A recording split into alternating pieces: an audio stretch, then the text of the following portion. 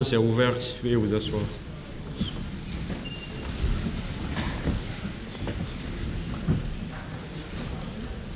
Ministère public compte M. Cécile Raphaël Abar, M. Marcel Guilavogui, M. Claude Pivi, M. Moussa Keboro Kamara, M. Brem Kamara Di Kalonzo, M. Aboubakar Gakite Di Toumba, M. Blaise Goumou, M. Moussa Dadis Kamara, M. Mamadou Aliou Keita, M. Alpha Amadou Baldé, M. Abdoulaye Chérif Diaby, M. Paul Mansa Guilavogui,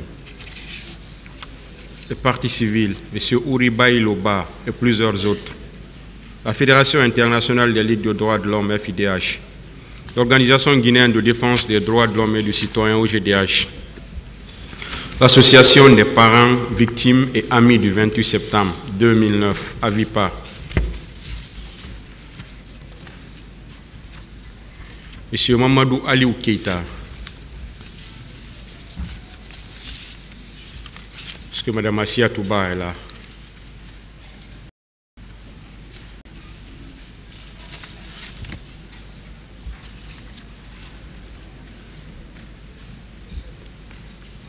C'est vous. Mme Assia Touba, ministère public. Monsieur le Président, Madame Assia Touba, je crois que c'est une partie civile et nous allons beaucoup plus devoir poser la question aux avocats des parties civiles qui sauront mieux nous situer. Je vous remercie. Oui, maître.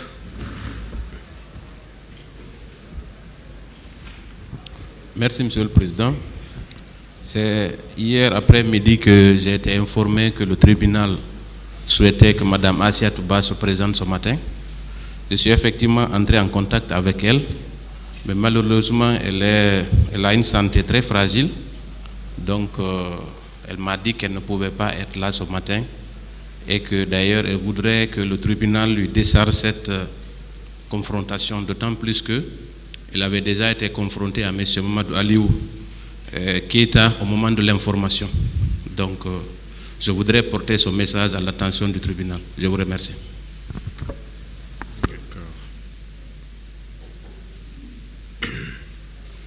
Donc, en un mot, elle est non seulement malade, mais elle ne souhaite pas venir pour être confrontée à cette phase. C'est ça, Monsieur le Président. Et si je peux me permettre, je voudrais suggérer au tribunal de nous donner un petit plan par rapport au prochain passage des autres parties civiles. Ça nous permettra de nous organiser afin qu'une telle situation ne se répète. Merci, Monsieur le Président. Monsieur le Président. Oui. Merci, Monsieur le Président.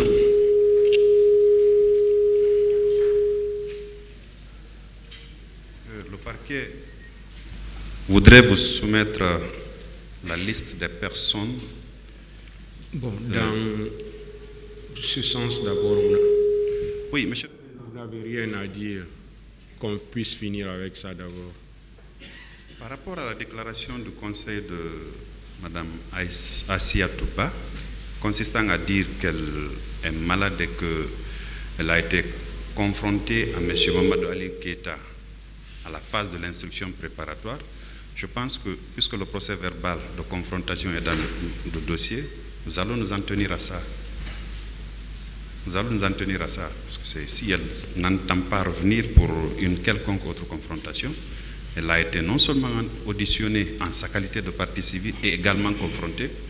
Eh bien, puisqu'elle a été entendue ici de long en large, contentons-nous du procès verbal de confrontation versé au dossier. Je vous remercie. Quelqu'un d'autre voudrait dire quelque chose dessus, du côté de la défense? Monsieur le Président, ce serait la meilleure confrontation à laquelle nous aurions participé. C'est ça d'ailleurs la confrontation. Elle a été l'une des rares personnes à identifier un homme. Mais appelée, elle dit qu'elle ne peut pas venir. Je crois que c'est la deuxième supposition qu'il faut en tenir compte. Pas la maladie. Mais j'ai déjà été entendu. Mais voici le monsieur, il est là. Elle refuse de se présenter, considéré comme non avenu sa déclaration. C'est pourquoi les parties civiles, elles voleront en éclats. Et l'État qui s'inquiète de la réparation des dommages n'en fera pas assez. Parce qu'il y a de fausses parties civiles dans ce procès-là. Elles sont d'ailleurs nombreuses. Bon, nous parlons d'un cas particulier. Sur ce plan-là, considérez que l'affaire est réglée en ce qui la concerne, elle ne vient pas. Merci. Oui. Monsieur le Président, vous m'excuserez beaucoup. Nous avons accepté de nous soumettre aux exigences de la procédure. En tant que conseil de M. Keita Mamadou, j'ai dû subir assez de choses. Assez. Du côté de la famille, des amis et tout. Ce monsieur, guinéen de son état, il est sujet de la loi. Pour ces raisons, il a accepté de se soumettre, accepter le temps de jugement. On aurait demandé la liberté provisoire de Mamadou Keita depuis très longtemps. Nous ne l'avons pas fait, juste parce que nous avons besoin de tirer au clair ces faits, la réalité de ce dossier. Nous, aujourd'hui, l'heure fatidique est arrivée pour qu'il y ait confrontation. La dame a produit une pièce qui est loin de viol. Qu'elle vienne pour être confrontée à mon client, elle ne vient pas. Je ne sais pas qu'est-ce qu'on peut. Nous demandons purement et simplement la liberté de ce monsieur en attendant qu'il soit situé sur son sort après votre décision. Madame ne viendra pas. Elle sait ce qui est dans son dossier. Elle sait. Nous avons voulu que publiquement, que cela soit révélé. Publiquement, que ce peuple sache qui a été victime de viol dont on a tant parlé. Dont on a tant parlé. Nous voulons qu'elle vienne. Qu'elle vienne. À défaut, ce monsieur soit mis en liberté purement et simplement. Qu'elle vienne. C'est bon.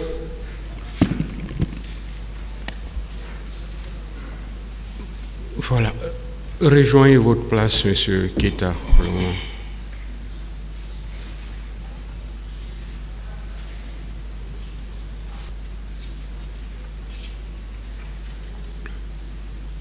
Voilà, on va évoluer d'abord.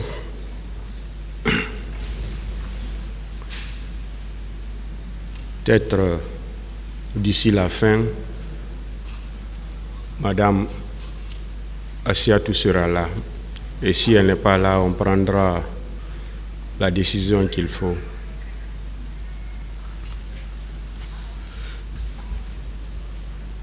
Maintenant, pour le moment, le tribunal a fini avec les personnes qu'il voulait confronter les différentes déclarations qui se sont révélées contradictoires. On a reçu une liste de M. Moussa Kégboro Kamara. Est-ce que d'autres partis ont aussi des personnes à faire confronter? Le ministère public.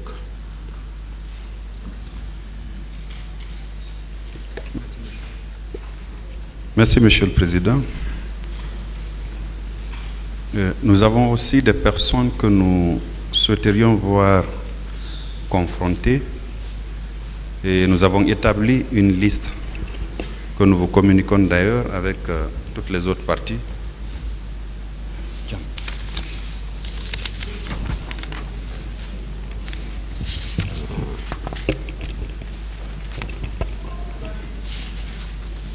C'est bon.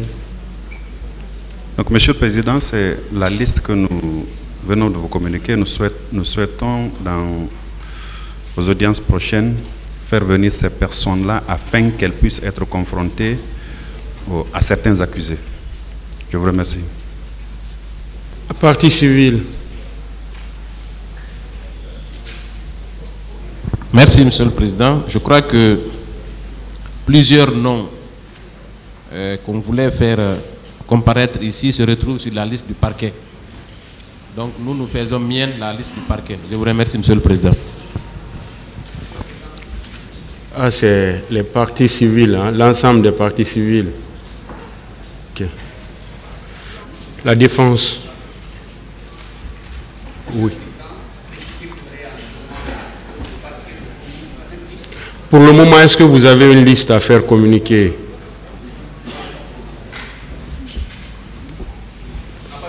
La défense, personne d'autre.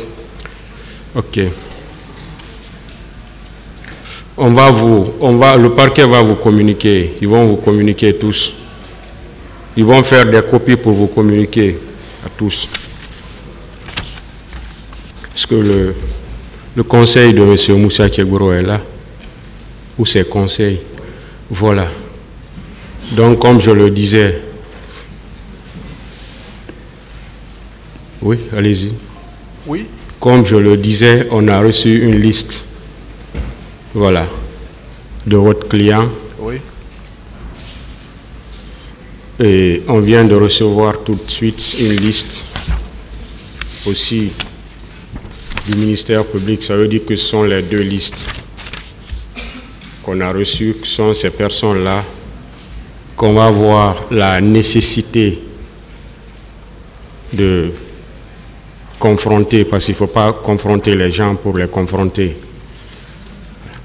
Le tribunal va avoir la nécessité qui doit être confronté à qui. Oui.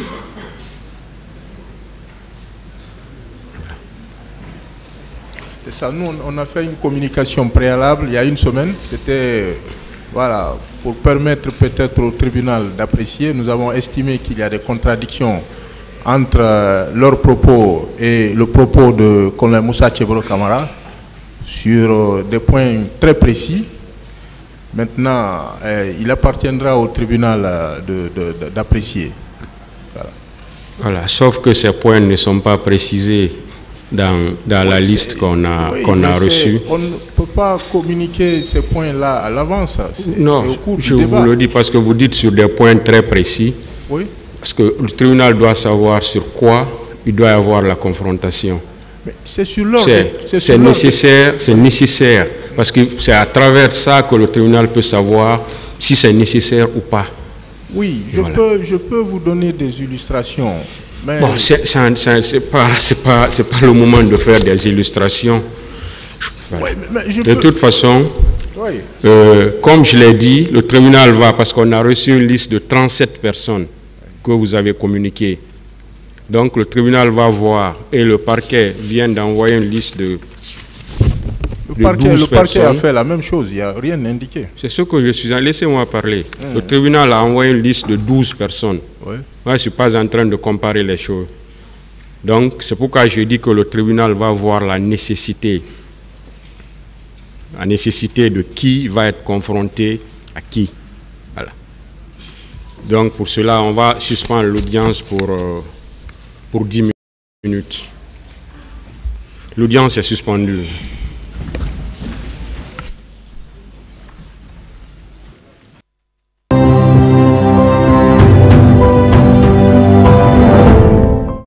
Voilà, après avoir examiné les deux listes que nous avons reçues,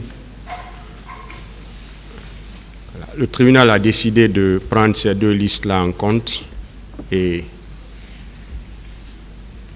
de faire venir les gens à partir de demain. Et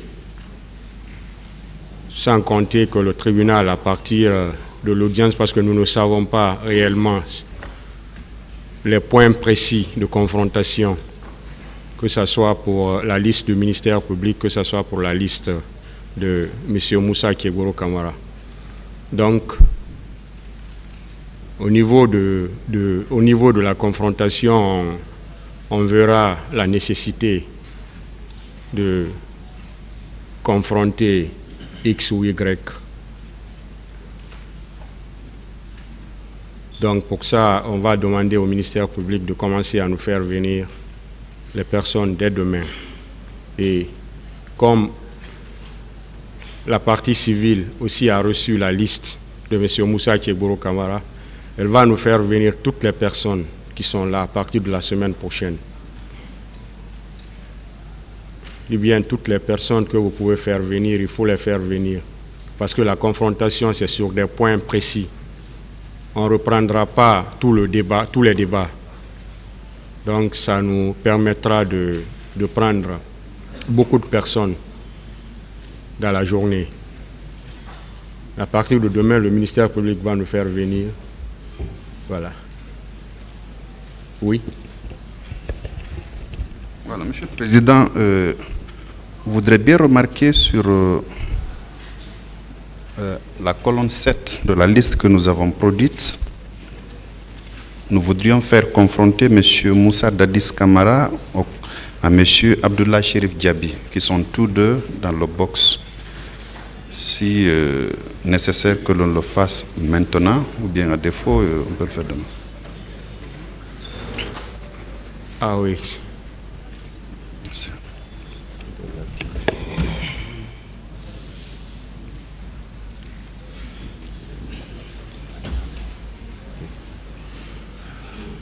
D'accord. Ok, s'ils sont déjà là. Monsieur Moussa Dadis Kamara.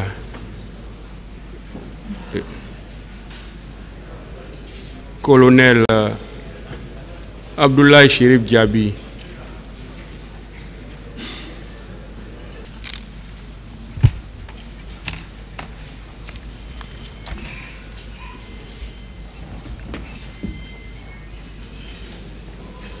C'est vous.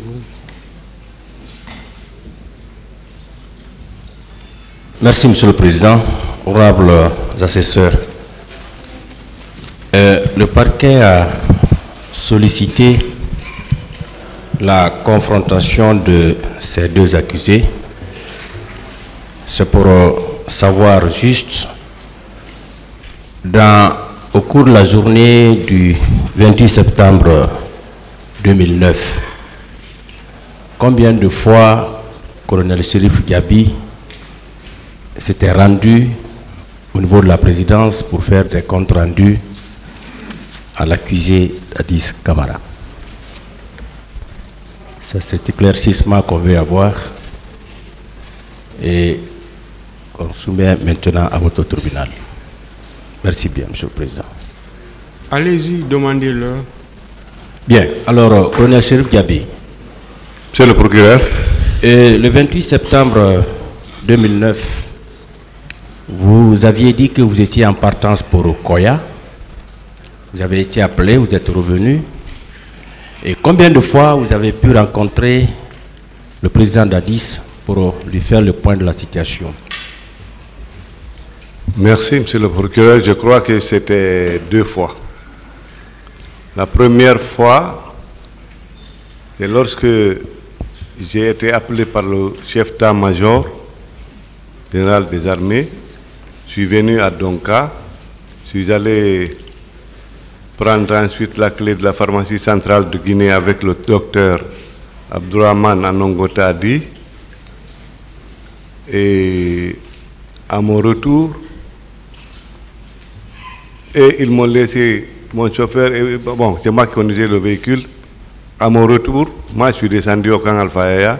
J'ai retrouvé mon chauffeur, je lui ai dit de continuer avec docteur Abdourahmane à la pharmacie centrale de Guinée pour prendre les kits d'urgence et envoyer à Donka. Je suis rentré chez le président pour lui faire le compte rendu. C'était à quelle heure la première fois? C'était aux environs de 14 heures, je crois. 14 heures. Ensuite, la deuxième fois, c'est lorsque, là, il me dit, bon, j'ai déjà eu les informations, il faut aller, tu vois tes cadres, vous me faites un devis. Il faudra prendre en charge tous les blessés, parce que tu m'as dit qu'il y a eu beaucoup de blessés. Vous prenez tout le monde en charge et aux frais de l'État. Ça c'était à quelle heure la deuxième fois? La deuxième fois, c'était la nuit. La nuit. La nuit, après avoir travaillé avec mon équipe au ministère de la Santé, je suis revenu maintenant avec le devis, la nuit. D'accord. Et lorsque vous étiez revenu pour aller au niveau de l'hôpital Donka, est-ce que vous vous étiez rendu directement à l'hôpital ou bien vous aviez commencé par la présidence? Non, je vous dis, lorsque le chef d'état-major m'a appelé, je suis allé d'abord directement à Donka, après de Koya.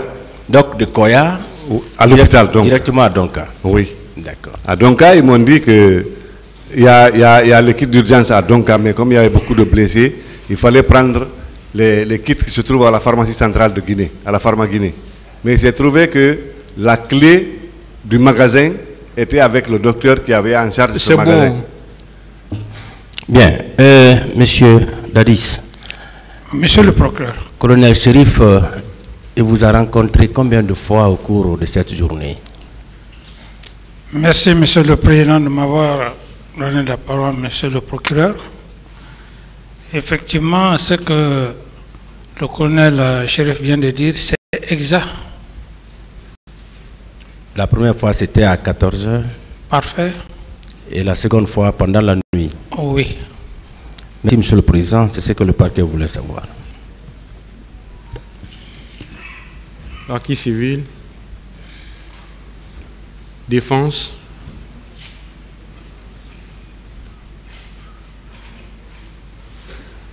Vous pouvez partir vous rasseoir dans le box. Merci, Monsieur le Président.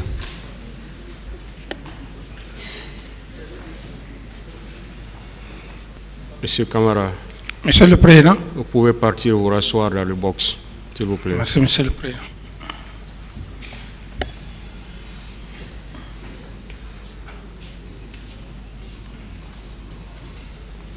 Sur la demande de mise en liberté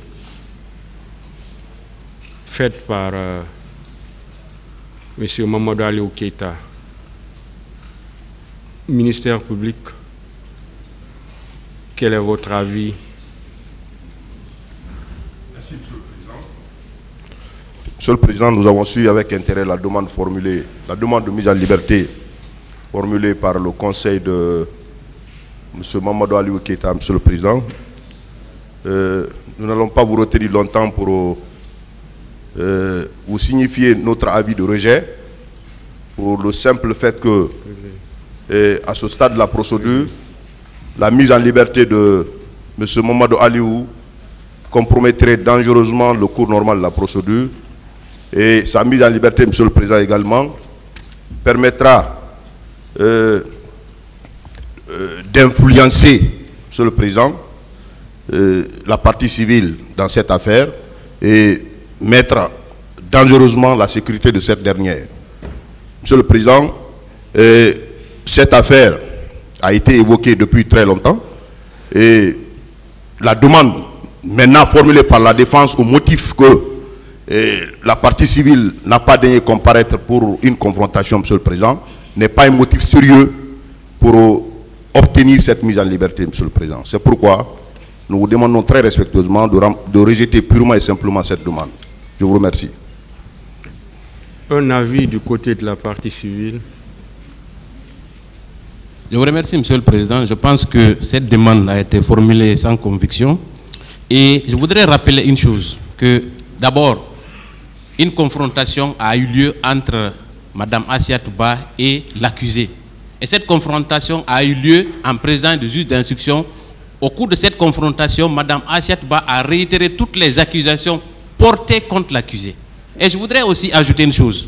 La libération de M. Keita constitue un danger pour la partie civile, d'autant plus qu'au moment des faits, quand il y a eu cette confrontation entre l'accusé et Mme Assia Touba, on a été obligé de l'exfiltrer pendant 4 mois à Dakar. Avec l'aide de la FIDH et de la communauté internationale, elle a été obligée de quitter la Guinée pour aller se réfugier à Dakar. Raison pour laquelle, Monsieur le Président, depuis qu'elle a dénoncé M. Keita, elle change de domicile presque chaque 6 mois. Puisqu'à chaque fois, on la retrouve dans le quartier, étant entendu que M. Keita est de la gendarmerie, à travers ses amis, il cherche toujours à la retrouver. Donc, Monsieur le Président, vous comprenez aisément que la mise en liberté à ce stade de la procédure pouvait compromettre dangereusement la sécurité de Mme Assia Touba, raison pour laquelle nous pensons qu'elle n'est pas opportune et que le tribunal doit purement et simplement la rejeter. Je vous remercie, Monsieur le Président. Monsieur le Président. Monsieur le Président. Le tribunal va décider. Monsieur le Président, nous voulons placer un mot, s'il vous plaît. Le tribunal va décider.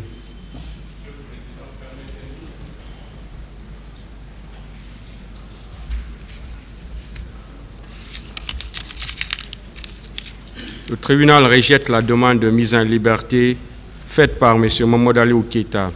Renvoie l'affaire au 17 avril 2024 pour la suite des confrontations. L'audience est levée.